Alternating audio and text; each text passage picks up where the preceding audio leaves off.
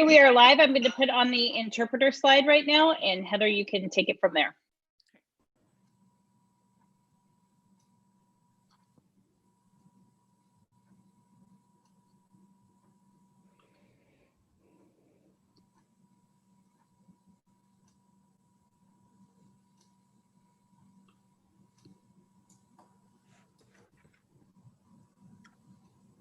Hello and welcome to the BSD Senior College Information Night. Tonight we'll be talking about four-year schools. I'm going to read this real quickly. If interpreters, if you could also read it so we can get people to the right places for support. This meeting will be conducted in more than one language simultaneously. Cuộc họp này sẽ được nói nhiều hơn một ngôn ngữ. Please click the globe icon at the bottom of your Zoom window and choose the language you wish to hear. If you choose a language other than English, you will have the option to listen to only your language or listen to your language in English at a lower volume. If you wish to mute English, click the globe icon and select mute original audio. We ask that all participants stay muted so the language interpretation can be conducted smoothly.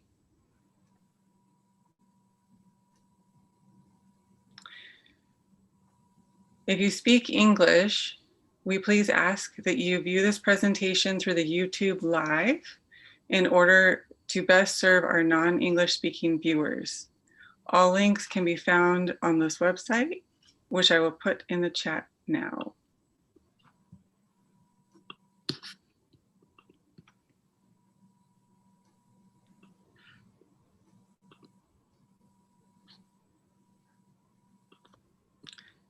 Tracy, if you're still here, can you put that in the chat, please?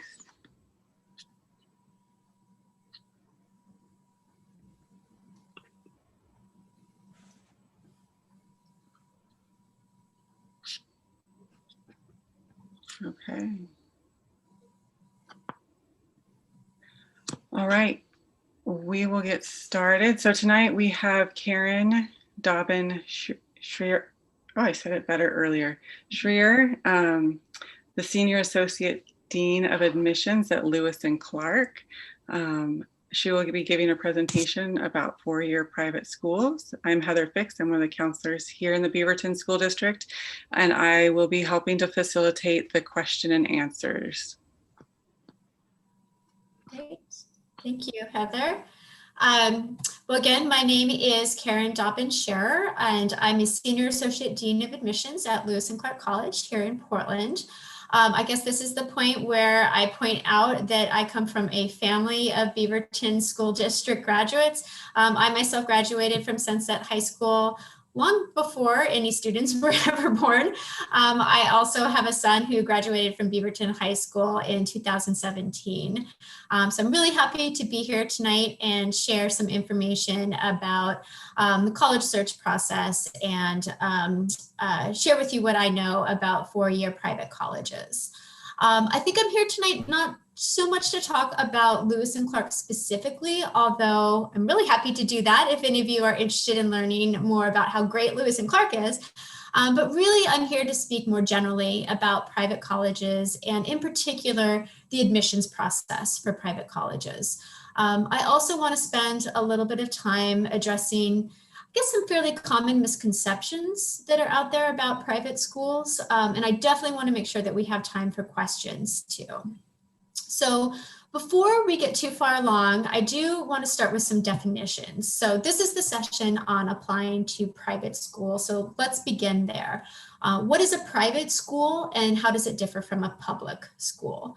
And really, it just comes down to funding and governance more than anything else. Public institutions are part of a state system, and in theory, they receive some funding from the state.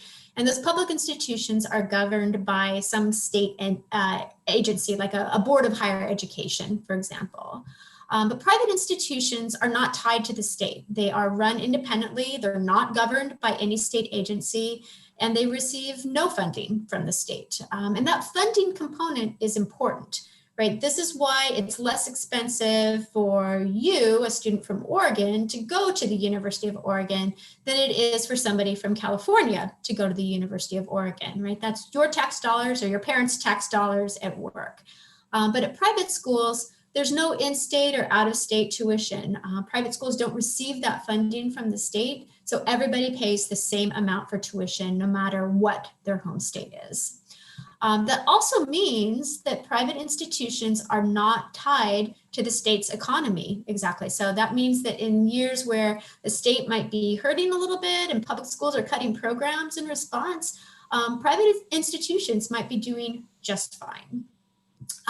So as I said, I think there are a lot of really common misconceptions surrounding public schools and private schools. And a main one is that public universities are all huge, right? They're gigantic. There are a ton of students there. And that there's kind of a lesser quality of education that's offered at public institutions, but they're more affordable and they're easier to get into. Meanwhile, private colleges are smaller. There's a really small student body there. There's a higher quality of education, but they're completely unaffordable and really hard to get into. And I think that's all misconception, right? Not all public universities are big. You think about little Southern Oregon University down in Ashland. It's pretty small. If you think about private schools, they're not all small. University of Southern California down in Los Angeles, there's 46,000 students there. That is not a small private institution. You can get a great education at both public schools and private schools. But I think what I really want to delve into is that it's easy or hard to get into concept when it comes to private schools and public institutions. The media really loves to hype that story that private schools are really, really hard to get into.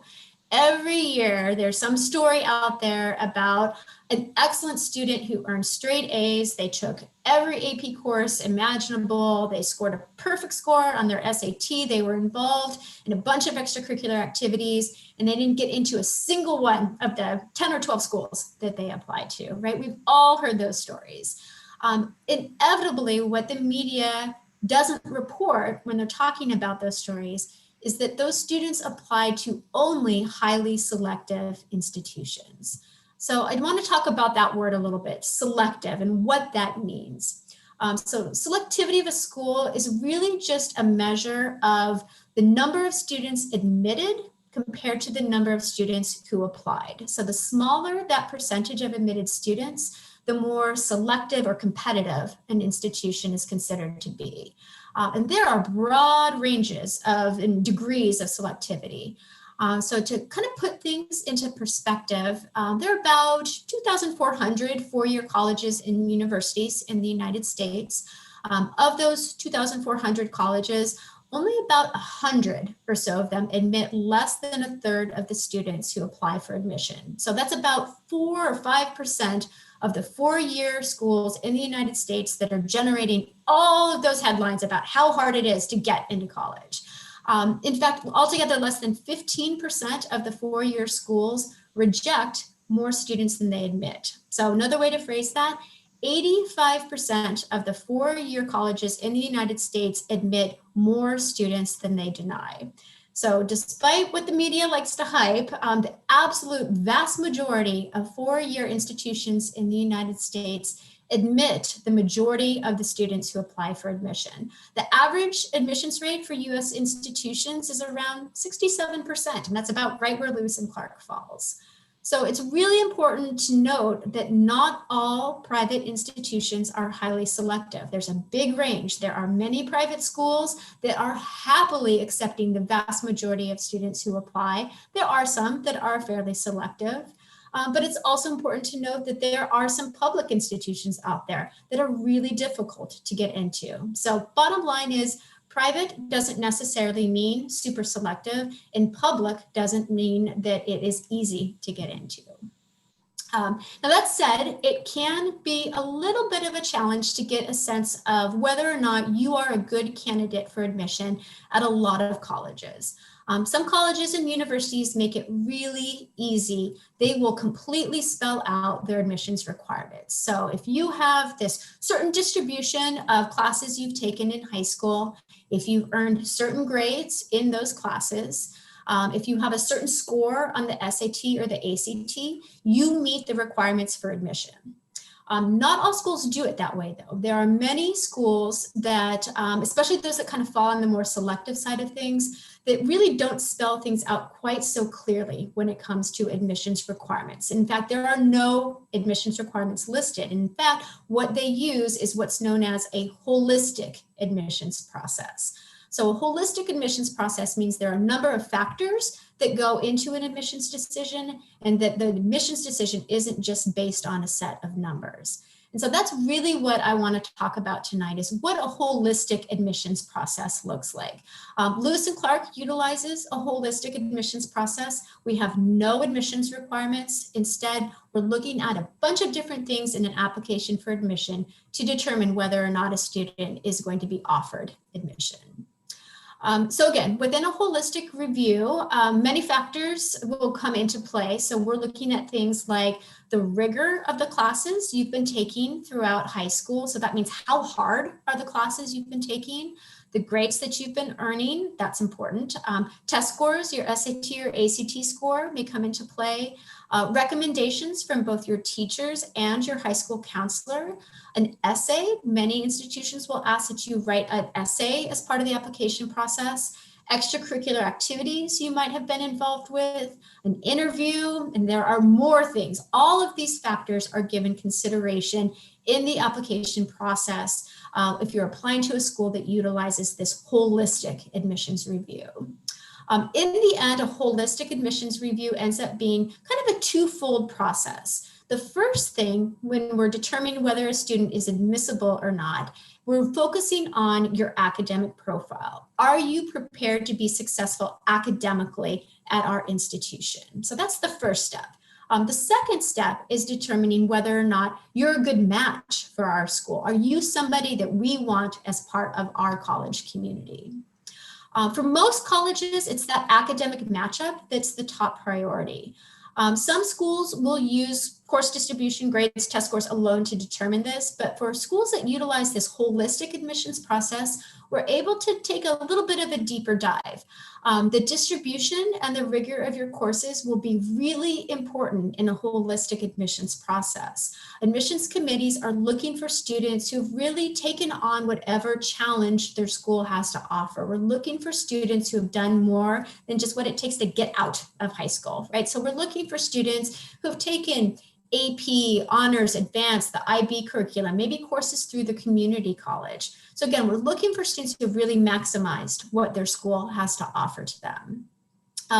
We will also, of course, consider your grades and your standardized test scores. Some schools are test optional. Lewis and Clark is one of those. Test scores aren't so important in the application process for us, but there are schools out there that do give some weight to SAT and ACT scores. As I mentioned, good grades, of course, are part of this equation as well. But we'll also consider those recommendations. What do your teachers and your high school counselor have to say about your potential in college? The strength of your writing that's demonstrated in the personal essay component of the application. All of these things are what gives us an idea of whether or not you are prepared for academic success at our institution. Are you ready to be successful in the college environment, in the classroom? And that's what will tell us whether or not you are admissible to an institution. Now, most selective institutions find that their applicant pools are primarily made up of students who really are academically admissible. They've done well in high school and they are prepared to succeed at the college level. Unfortunately, there's not enough room in the entering class for all of those students who are academically admissible. So that's where that selectivity comes in. We have to do some picking and choosing in the application process. So the trick then is from being admissible to actually getting admitted, and that's where everything else in the application will come into play. So that's where we'll consider things like extracurricular activities, leadership that you may have demonstrated in your school or your community, an interview if you choose to do one, and we're going to talk about interviews a little bit more here in a minute, demonstrated interest in that institution. That's another thing we're going to talk about a little bit more. So these are the things that tell us whether or not you're a good match for our school. What do you have that's going to make our community an interesting place for everybody else to be? I also want to point out that on occasion, there are other factors that might come into play in the admissions process at schools that you really can't do a whole lot about. So some schools might give some weight in the admissions process to your alumni connections. Has anybody from your family attended that institution? Some schools place a lot of value in those alumni connections. Some schools will look at certain things like demographics. So if you're looking at an East Coast school that doesn't have a lot of students from the West Coast, maybe coming from Portland, Oregon is going to be something that's really advantageous to you in the application process. Some schools, you know, if you play a certain position on a sports team, or if you play a particular instrument that they really need to fill that position in their orchestra, those sorts of things may be of advantage to you in the application process as well. So again, in a holistic admissions process, we're looking at all of those things. The admissions decision isn't just based on a set of numbers. It's not just about your GPA and your test scores and whether you've taken a certain list of courses. All right, so a couple of the things that I mentioned can have weight in the application process. One of those things is demonstrated interest. And this is something that's becoming, I think, more and more important, particularly for selective institutions. So what this demonstrated interest boils down to is when a school has just a few spots to offer admission for, we want to offer those positions to students who we know we have a greater chance of enrolling. So showing colleges that you are applying because you really are interested in that institution, that you really would like to attend if you're offered admission, you know, that can be helpful.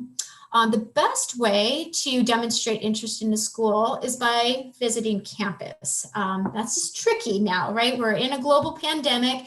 Visiting campuses in person is not something easy to do these days.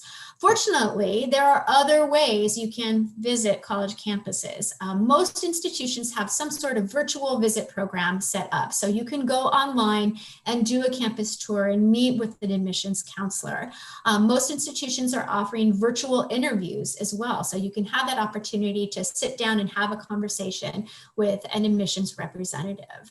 It's a really good idea to take advantage of those opportunities for the schools that you're interested in. Having that demonstrated interest can only help. It's never going to hurt you in the application process. Other ways you can show that demonstrated interest, there are lots of virtual high school visits going on. So admissions representatives who are visiting your high school virtually. There are virtual college fairs going on. So meeting with a representative in a virtual college fair. And even if you don't do that, you can just send an email to your admissions counselor, give them a phone call, ask some questions. Reaching out, establishing that connection, that's a great way to show that demonstrated interest. And again, doing that demonstrated interest, showing that interest in the school, it is never going to hurt you in the application process. It can only help you in the end. Let's see, I mentioned the interview. So this is something that can vary a great deal from institution to institution. Some schools, hands down, are going to require that you do an interview. Other schools might make it an optional thing. There are some schools out there that don't offer interviews at all. But as you're doing your college research, it's really important that you read application instructions for each individual school, and you know whether or not you should be arranging for an interview. And you want to do this well ahead of time, right? The day before the application is due is not the day to find out that you should have done an interview. So it's really important that you read application instructions. So common question that we get is, what do I do if interviews are offered or they're recommended, but they're not required? Should I go ahead and do an interview? How do you know if doing one is the right step for you? So what we say is oftentimes interviews are a really great way for admissions committees to get to know you beyond what's going to be in your application for admission. It's a great way to show that demonstrated interest. It's a great way to indicate that you are a really wonderful match for that institution. The interview is also a good opportunity for you to have a chance to explain something that may not otherwise come across in your application. If your grades took a little bit of a dip one semester, or if maybe you had some family stuff going on, if there's just something about you that's not going to be explained well in the application, doing that through an interview is a great opportunity. So what is doing an interview the right thing for you? What we always say is maybe. For the most part, interviews are going to help you, or at least be a neutral thing in the application process. But it is possible that an interview will actually hurt your chances. And so we always encourage students to kind of ask themselves the question, how are you having a conversation with an adult who is not familiar to you? Is that an awkward conversation, or is that something that's fairly smooth for you? Are you able to carry on that conversation? If you're able to do that, then yeah, maybe an interview would be a good choice. But if it's awkward, if it's something that you kind of stumble your way through, maybe doing the interview isn't going to be the best choice. Like I said, usually interviews will help, or at least be a neutral part, but you don't want an interview to hurt your chances. You don't want to come across as somebody that college representative may not want as part of their college community. All right. So kind of moving on and talking a little bit about the actual application process itself. Many colleges that utilize a holistic admissions process are users of the Common Application. Hopefully, most of you are familiar with the Common Application by this point in your senior year. The Common App is a college admissions application that students can submit to any one of the, I think about 900 different colleges will accept the Common Application. Once you've completed the Common App, you can send it to any number of those participating colleges.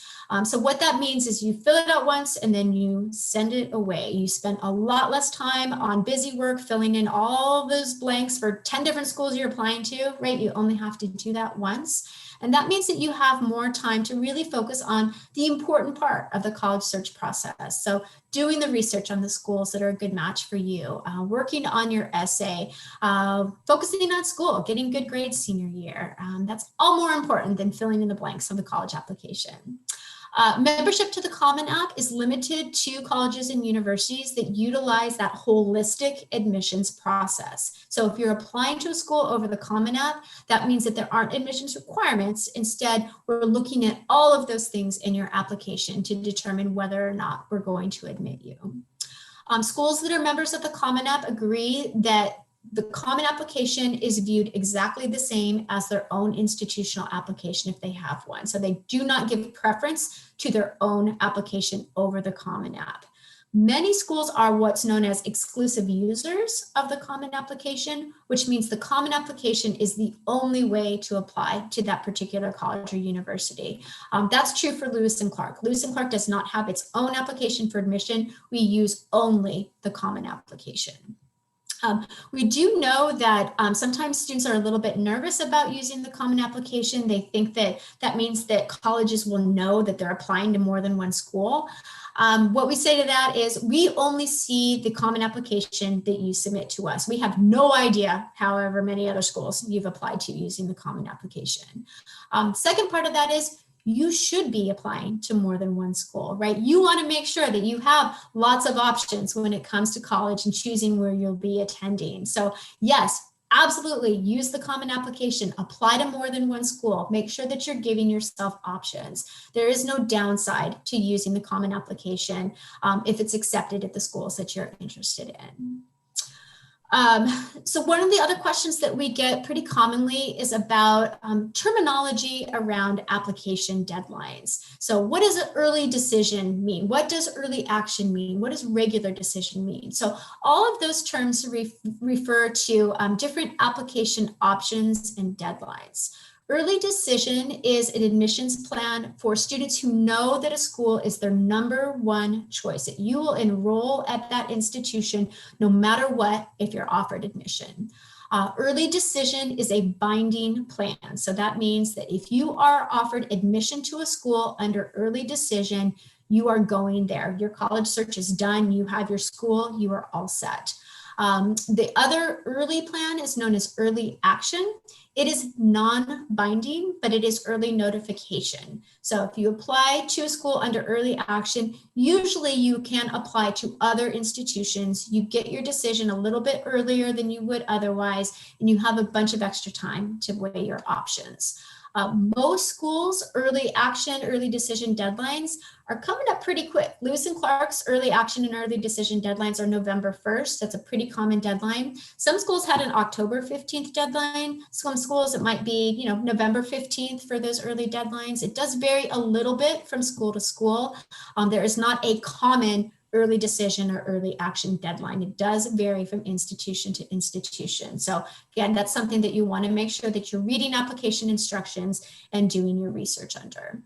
But for students who apply under early action or early decision plan, you're usually hearing about admission sometime in December, maybe in early January. So you do hear about those admissions plans fairly early. And that's one of the greatest advantages to applying under an early action or early decision plan. You kind of get your application out of the way, you get your decision early. And if it's under that non-binding early action plan, again, you have extra time to weigh your options and make your decision. Otherwise, schools will offer just a regular decision admissions plan. Most schools, the deadline for that will be sometime in January or February. Typically, you'll hear back from college under regular decision sometime in March, maybe early April. May 1 is the national candidates reply deadline date. That's the date that most schools, if you've applied under a non-binding plan, that's the date most schools will want to hear back from you and have you tell us what your decision is about enrollment in the fall.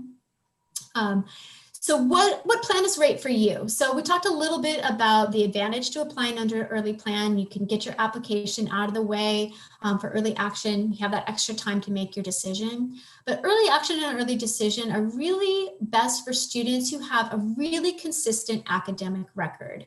If you've had some ups and downs, maybe junior year was a little rough, COVID was hard on everybody. If you're relying on your senior year grades to give your academic profile a boost, if you really are doing well this semester and you want those grades to be part of your application process, applying early is probably not the best choice for you. You're going to want to wait until the regular decision plan so these grades from senior year can be part of the application process.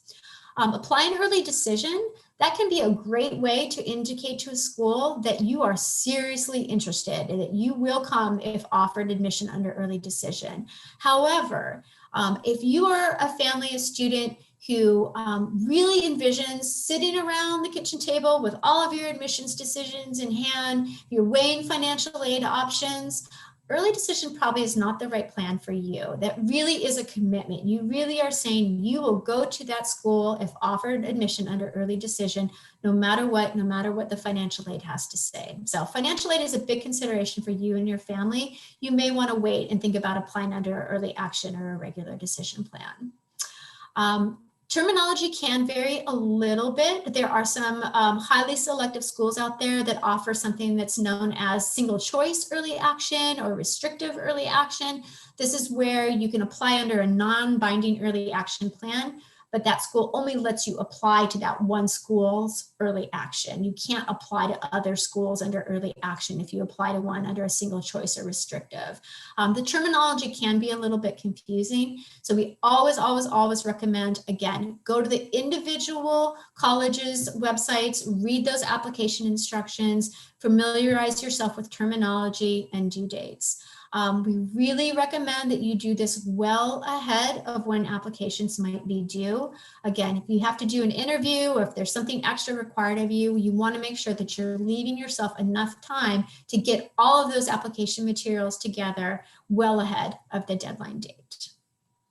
All right. So another common question that we get is advice. What is the best advice we have that we can offer to seniors applying to college? The most important piece of advice I always have is the one I just said. Read directions and pay attention to deadlines. If you are using the Common Application, don't just read over the instructions that are on the Common Application page. You want to go to individual college and university websites and make sure you are reading over that school's instructions. You really want to pay attention to what you need to submit to complete your application. Again, the night before the application is due is not the time to read those instructions. You want to make sure that you are giving yourself plenty of time to track down an extra recommendation if it's needed. If you have to write a supplemental essay, if there's something that's going to take extra time, you want to make sure that you've allotted for that. Another piece of advice that we have for students, don't limit your options before you even know what all of your options are. A high sticker price, a high cost of attending for a college doesn't mean necessarily that your family can't afford it. And we're going to talk a little bit more about cost and finances here in a minute. But the worst thing that you can do is rule out your options before you even know what all of your options are. So we always encourage students and families, do your research, find the schools that seem to be the best fit for you, apply for admission and apply for financial aid, and then wait and see what happens. The last piece of advice that we have for students is don't get too caught up in averages and rankings and other numbers. As a student, as a family, you really have to do your own research and make your decisions based on what's important to you, not what US News and World Report says should be important to you, right? You really have to make your own decisions about what you want out of college, what you want out of your college experience, and what's important to you. Don't let a magazine or a ranking or other people tell you what's important for you and what's important for your family. All right. So the last thing I want to talk a little bit about is about cost of attending and why you might choose to attend a private school over a public institution, especially when it looks like the private schools are a lot more expensive. So we talked a little bit about why it might be cheaper for you to go to University of Oregon or Portland State being an in-state student, right? That funding that exists through the state, whereas private institutions, they don't get that funding. So upfront, that may make it look like the cost of attending is much higher at a private institution. The thing is that a lot of private institutions are able to do quite a bit when it comes to financial aid. So that sticker price, that one cost of attending, at Lewis and Clark, 95% of our students are receiving some sort of financial aid. That means only 5% of our students are actually paying that sticker price. Most students are paying a much smaller amount out of pocket in order to attend Lewis and Clark. I think that it's the cost of attending, that bottom line, what it's going to cost for you to be at an institution, it's a really hard thing to guess at. The only way you really know what an institution will cost for you in the end is, again, by applying for admission and applying for financial aid and waiting to see what the outcome is. There are net price calculators out there that can kind of give you an estimate of what a school might cost, but it is just an estimate. The only way to know for sure what financial aid will look like, what the cost will look like in the end is, again, applying for financial aid and applying for admission. While we definitely encourage students and families to consider cost, that's definitely something that families need to plan for, and it needs to be an important consideration. We always tell families, don't let that be the thing that entirely governs your college search process, at least initially. While lower tuition may make your state's public colleges and universities pretty attractive, don't give up on the private schools. They may have a higher cost of attending initially, but when financial aid is brought into the picture, you may find that a private school can be a really affordable option. I worked with students from the state of Oregon for many years before I had my current role at Lewis and Clark. And I talked to students every year. They applied to Lewis and Clark, they applied to a state institution. Initially, it looked like it was going to be far less expensive for them to attend the state school. But once financial aid was brought into the picture, it worked out to cost almost about the same. And for some students, it was even costing a little bit less for them to come to Lewis and Clark, just because of what we were able to do in terms of financial aid. So again, you shouldn't base your options, your college search, where you're going to apply only on that sticker price. You really need to find the schools that seem to be the best fit for you, apply for admission, apply for aid, and then wait and see what happens. Okay, hopefully everybody attended the financial aid session that took place earlier this week. I am perfectly happy to talk about the financial aid process at Lewis and Clark and what that looks like. I think that what we do isn't anything too radically different than what many other private institutions do. But I don't want to talk about that if nobody's interested in it. So I think that's kind of be where I'm going to stop just yakking at you for minutes on end and see what sort of questions there are and see if there are things that I can address that we haven't touched on yet. Okay, great. We do have some questions coming in. Do private colleges still care about test scores? That's a great question. So that is something that I think you're going to find it will vary a little bit from institution to institution. There are many schools that have gone completely test optional this year. We fully recognize that COVID has ruined everything, right? And that includes standardized testing. We know that there are students who just weren't able to take the SAT or the ACT. Test dates keep getting canceled and rescheduled, and there's just some students now that just don't have test scores to present. So many institutions have gone test optional. If you don't have scores, that's fine. You won't need to present them in the application process. Lewis and Clark is a test optional school, which means that if you don't have scores, if you don't like your scores, you don't have to submit them. But if you do have test scores and you do want them to be considered as part of the application process, go ahead and send them in to us, and we are happy to consider that as one of the factors when we are reviewing your application. Now, undoubtedly, there are colleges out there that are still going to require that you submit SAT or ACT scores. This is one of the many, many reasons why we encourage students to read application instructions and know what you need to submit in order to complete your application for admission. And I'm going to ask a follow-up to that. So, and more specific to Lewis and Clark, if a student does submit their test scores to Lewis and Clark, will it hurt their application, or will they just be used to help their application? Well, I suppose maybe it depends on your score, right? So what we always say about testing, and this is true before this year, because we've always been a test optional institution. What we've said is, if you take the SAT or the ACT and you feel like your score is representative of your academic abilities, then send it in. But if you took the SAT or the ACT and you thought, you know what, I think my transcript, my courses, my grades, my letters of recommendation, those do a better job of telling colleges who I am and what I'm capable of, then you should feel free to leave your test scores out of the process. If using early decision, that means that the school knows that you are they are the only one you are applying to as your first choice. Does that make it more likely that you will be accepted? So applying to a school early decision is a really fantastic way to show an institution that you are serious, right? That can give you a little bit of an edge in the application process.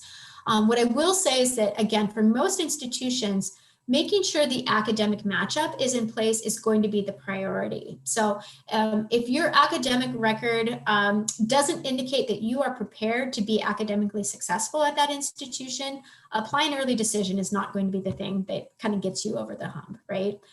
But if you look to be academically admissible, applying early decision, that really could be something that gives you the bump in the application process. What is Lewis and Clark known for? So Lewis and Clark is a really traditional liberal arts and sciences institution.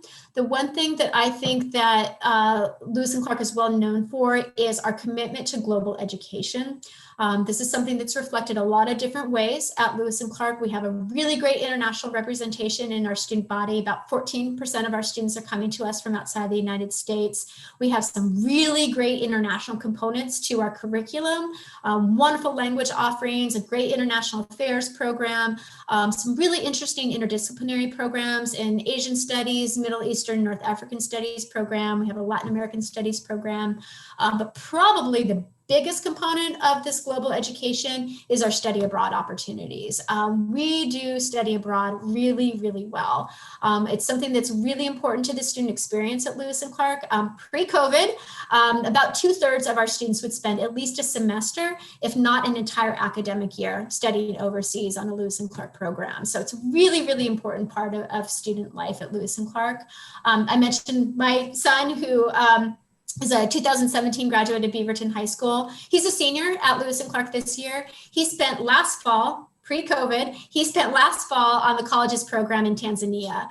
He's a biology major, and so they did all sorts of field studies, looking at the large land vertebrates. They were off the coast of Tanzania doing coral reef studies. It was just an amazing experience for him. He was there for about 16 weeks, and it was truly amazing. So yeah, that international component is something that Lewis and Clark is pretty well known for. Fantastic. Does the Common App require an essay? If not, when colleges ask for an essay, how should we submit them? Right. So I think this year, the Common Application, I'm trying to remember. I've been working with transfer students for a while now, so my perspective might be a little off. I think that for the first year Common Application, the personal essay is still a required component of the Common Application. So yes, you do need to include that personal essay in order to submit your Common Application for most schools. Some schools will require an additional writing supplement that will be in the directions for applications for those individual schools. If you have some other sample of writing that maybe you want to include in your application for admission, most colleges are going to give you the option to submit supplementary materials in some way, shape, or form. Maybe you can upload them to an application portal. Maybe you can email them to your admissions representative. But that's a great, that's a great way to, I guess, really demonstrate that you are invested in the application process for an institution. If you want to submit some additional materials, just ask that college's admissions office if there's a way to do that. Okay, so what are the right tools to search for information for financial aid, test scores, selectivity, et cetera, to compare the different colleges? So, I mean, there's all sorts of tools out there. The College Board, what's their feature called? Big Future, I think is a great one to use. Your college counselor is a great resource for you as well. I mean, there's all sorts of online tools. What we tend to recommend is to steer away from the rankings and choose the resources that just provide you with information, because that way you can determine for yourself what's important to you. So yeah, I think the College Board Big Futures resource is a good one, and using your high school counselors is another one I would definitely recommend. Your counselors know a lot. You should use them as resources. On average, what should private college students expect to pay for annual tuition? Yeah, so there's no way to guess that. There are some institutions that it's going to cost $80,000 for a cost of attending. There are other private institutions that cost less than your in-state institution. So there's a huge range of prices. And then you bring financial aid into the picture. There's just no way to average things out. It is going to be a very individual cost for every student and every family who's looking at private institutions. Those are all the questions right now. I'll ask one. Is there, for merit scholarships, that typically requires a test score, have there been changes to merit scholarships or other criteria for scholarships? Sure. So as more schools this year have transitioned to being test optional, this is a good question to ask at individual schools. So for Lewis and Clark, we offer a range of academic merit-based scholarships. And because we are purely test optional, having standardized test scores, well, test scores are not a factor in our scholarship selection process. So whether you don't submit scores or whether you do have scores, that's part of the admissions process, but our scholarship selection tests are completely out of that equation for us. Some schools, they may still require that you submit test scores if you want to be considered for scholarships, particularly if they have a really super competitive, like a full tuition scholarship or something like that. They may ask that you still submit standardized test scores. So that is a great question to ask at the individual schools that you're applying to. Great. If we apply in early decision, can we break the binding still to go to, let's say, Oregon State if their finances make their cost of tuition lower? Okay, so nobody is going to come after you if you withdraw from your early decision agreement, right? But again, you should only apply to a school under early decision if you know you will go there no matter what. If finances are going to be part of the discussion, if it's something that you're going to have to weigh as a family, we really steer students away from applying under early decision.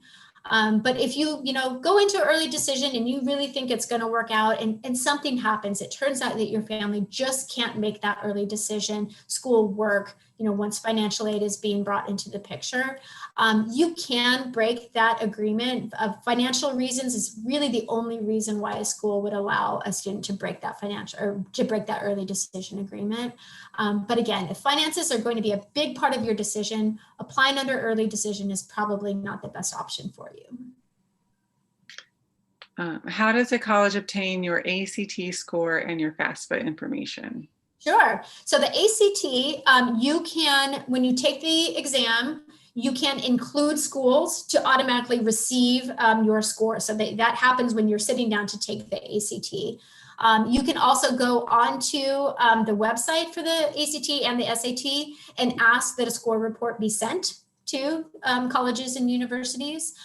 Some colleges will accept score reports directly from your high school. So typically high schools will have a record of when you take the SAT and the ACT. And so we're happy to take scores directly from your high school counselor. They can email that information to us. The FAFSA is a form that you fill out online. It's on the college or on the federal government's website. When you're filling out the FAFSA, you will include the list of colleges and universities you want that information sent to. So you'll fill out the FAFSA, you'll give them the list of colleges that you're applying to. You will send that FAFSA off to the federal government. So you only fill out the FAFSA once. You send it to the federal government. They work their magic. They plug you into their formulas, and then they will send your information onto the colleges that you've applied to. So we get that information directly from the federal processor. Great. Are there times where I won't want to submit my ACT or my SAT scores? Sure. So if you are applying to a school that is test optional or a school that doesn't want your scores, that might be a time when you wouldn't submit them. I mean, again, it comes back to how do you feel about your scores? Are your SAT or ACT scores, are you happy with them? Do you feel that they are reflective of your academic abilities? If you don't feel that they are, and you're applying to a school that's test optional, you should feel free to leave your scores out of the application process. Wait a second. So for students who take AP classes or dual credit classes, how do the test scores or the college credit they earned in high school transfer over to the institution? Okay, so every institution is going to have a different policy when it comes to accepting AP or IB credit. So it's going to come down to how well you do on the test and whether a school accepts scores of just 4s and 5s or 3 4s and 5s. So that's a policy that's going to vary from institution to institution. Same goes for dual credit. If you take a course while in high school that you earn college credit for, schools are going to have different policies about whether or not we can accept transfer credit for that work. So for an example, Lewis and Clark's policy, our AP credit policy, if you take any AP exam and get a score of a 4 or a 5, we will give you essentially a class worth of credit for doing well on that AP exam. All you need to do to get that credit if you enroll at Lewis and Clark is send us an official score report for your AP exams. And typically that will happen over the summer before you start at Lewis and Clark. We do not need those AP exam results as part of the application process. Just the fact that you're in the AP classes, that's what counts for us. And of course, the grades, how you've done in those AP classes. For dual credit, we are happy to award you transfer credit for college work that you've done while still in high school if those college classes match up to something that we offer within our curriculum. So the classes you take have to be, within the liberal arts and sciences realm. So if you've taken English or math or science or a history class, we are happy to award transfer credit for that. But if you've taken something like a medical terminology class, we don't offer anything like that at Lewis and Clark. So that class isn't going to transfer to Lewis and Clark. You also need to have done well in the class for Lewis and Clark will award transfer credit for courses that you've earned a letter grade of C or above. A C- or below will not transfer to Lewis and Clark. What we need to award you transfer credit for dual credit classes is we need the official transcript from the college. So again, that's something that you'll typically send to us the summer before you enroll at Lewis and Clark. It'd be great to have that transcript as part of the application process, just so we can see the college work that you've done while you're in high school. But if it's listed on your high school transcript already, we don't need a separate college transcript. It's fine if it's listed just on your high school transcript. If I want to apply to more than 10 colleges, how do I include that on the FAFSA? So what you'll need to do is choose your 10 schools, submit your FAFSA, let it do the processing and send your information onto those schools. You will get a student aid report back from the FAFSA, just kind of summarizing what you've done, the information you've included. What you'll do then, if you have more than 10 schools, is you will submit a correction to your FAFSA, and your correction is taking off 3 schools and adding 3 new schools. So that's how you add schools, is you have to take off some and add your new ones as a correction to the FAFSA, and then you'll resubmit it to the federal processor, and then they'll send it along. If I took a class at a community college and I got credit, and I think you answered it, but let's make sure for this kiddo, how could I include that in my application? Yep. So if that college course is listed on your high school transcript, we will see it. If it is not listed on your high school transcript, you are welcome to send us a college transcript so we can see it. It could even be an unofficial transcript. We don't need an official college transcript at that point in time. Alternatively, you could just list that somewhere in your common application. You could email the information to the admissions office and let us know that. I mean, there are a number of different ways that you can provide that information to us. But probably the most efficient is either making sure that it's listed on your high school transcript or providing us with a college transcript to include in your file.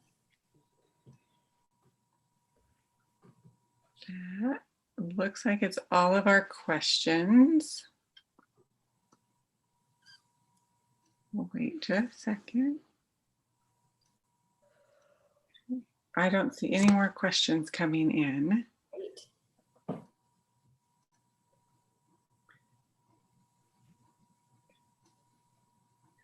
right. Well, thank you, Karen, so much for all of the information and all of your support. We really appreciate you coming tonight to help with our families. Absolutely. Happy to do it. I'm glad to share what I know with everybody out there, and I wish you all luck in your college search process. Thank you. And then thank you everybody for coming. Tomorrow night, we have the Community College and Oregon Promise presentation, so tune back in for that tomorrow evening. Otherwise, have a fantastic evening, and thank you for coming.